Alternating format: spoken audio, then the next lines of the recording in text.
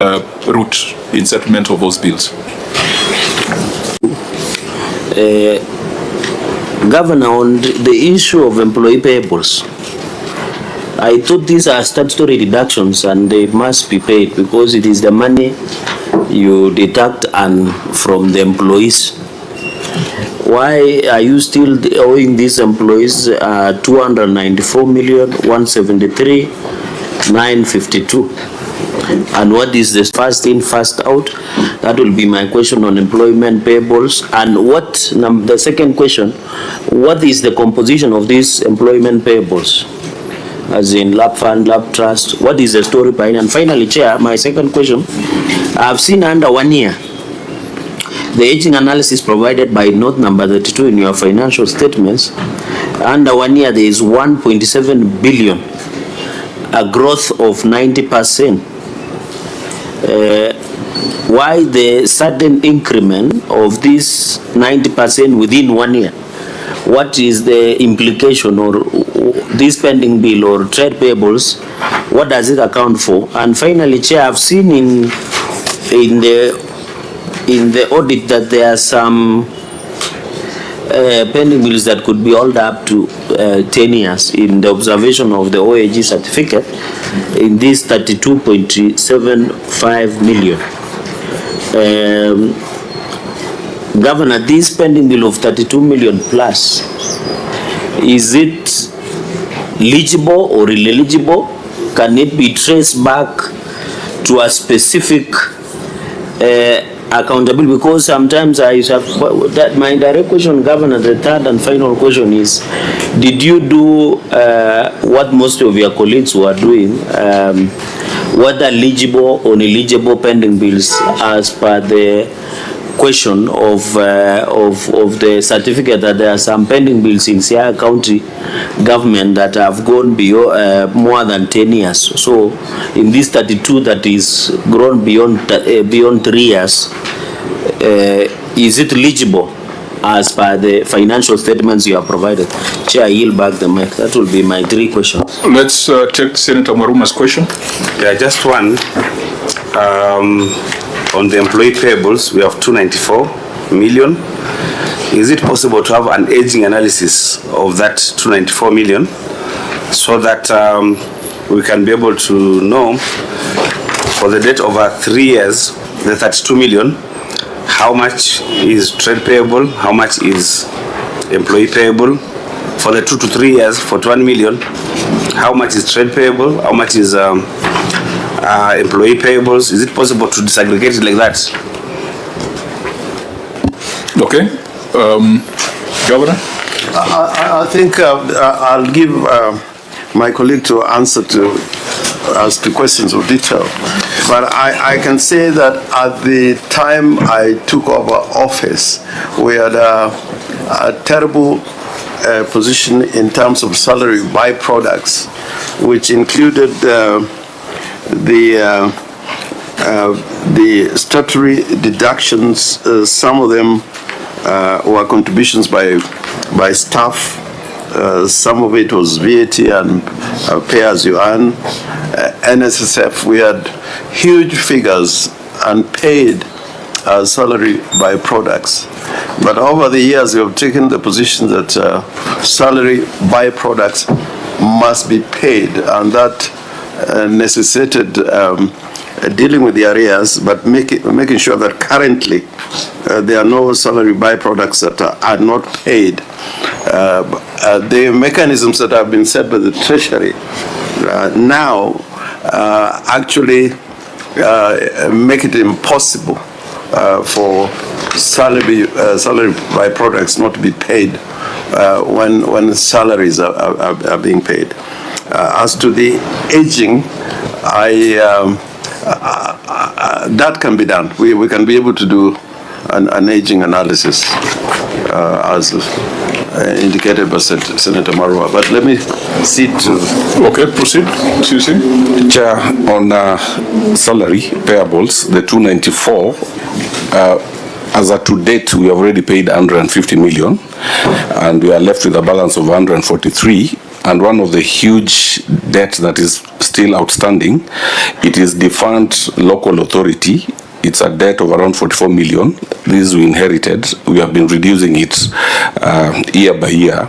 We inherited around 75, now we are at 44. And even for this financial year, we have budgeted around 20 or 30 million to be able to pay. This is from 2013.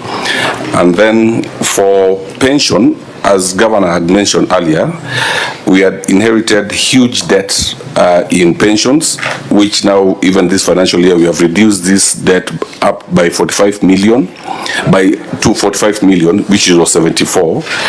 And the other huge one was insurance deductions, not the SACCO deductions, the 27 million, which we have also paid, and now we are having an outstanding of 13 million.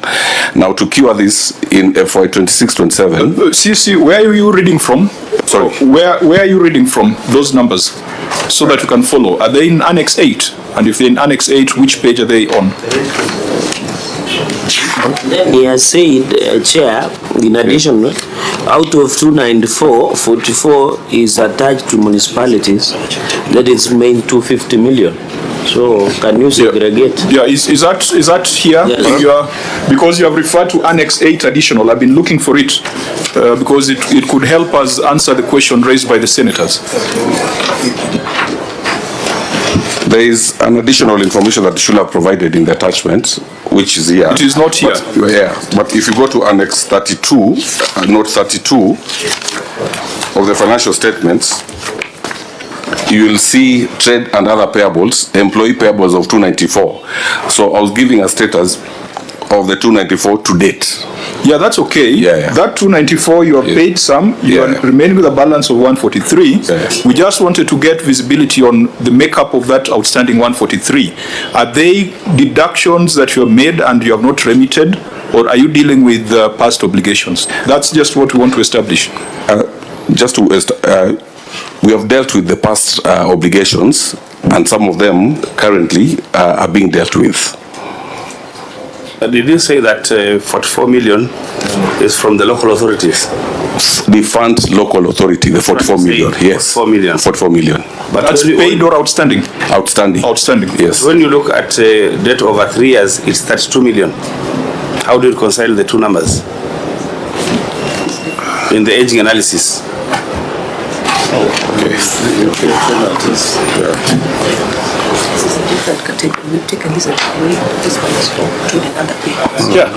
Senator This thing of defunct local authorities, you know, we once dealt with the issue of interest and penalties. So I like to know, is this, what you haven't paid, is it in that category of interest and penalties? Am I the principal amount? Because that will give us a clear picture where we are. Is it in that category of penalty and interest? I think It's on all combined.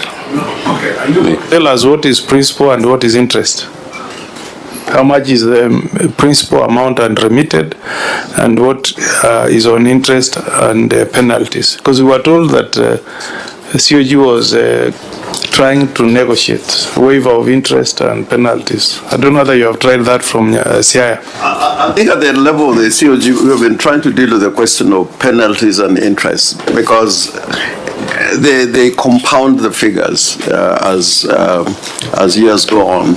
But at the time of payment, the entity to whom the money is paid, they don't segregate and say what you paid is penalty or interest. It's just a sum paid to the total due, which includes penalty and interest. Senator Makueni, is it Makueni that told us that they had arrived at some agreement and they had been given some waiver? You remember they told us they had arrived at some arrangement. I don't know why, Governor, Senior Counsel, you have not made that attempt. We are in discussions, but you know there are various entities. Because that will help you a lot in cleaning up your books. We're in discussions on this issue. No, Clark, now the other problem is nobody knows what is principal. The way Governor is telling us, is that you're not able to tell whether what you're paying is principal or it's interest and penalties. I think that's a big problem that needs to be dealt with. Yeah. I wanted the clerks just to go to the recommendations we made with respect to deductions and remitted, or the issue of defunct local authorities, because we had the House made a recommendation that the counties get some certificate from the pensions funds. Just get the exact wording, and then we can advise accordingly. As the Senator Cherargei. I thought there was a document that the CEC was referring to, number one. Number two, in trying to reply to the question asked by myself and Senator Marumba in what is the composition, he has not indicated whether there is interest in this. So I thought that should be clear, because he only mentioned that 44 million was accrued in the defunct municipalities. So these 250 million is before we go for the recommendations of the certificates that we require. And he was reading a document. Maybe you can give direction on that so that we can know the composition of the employee payable. Yep, so we want to...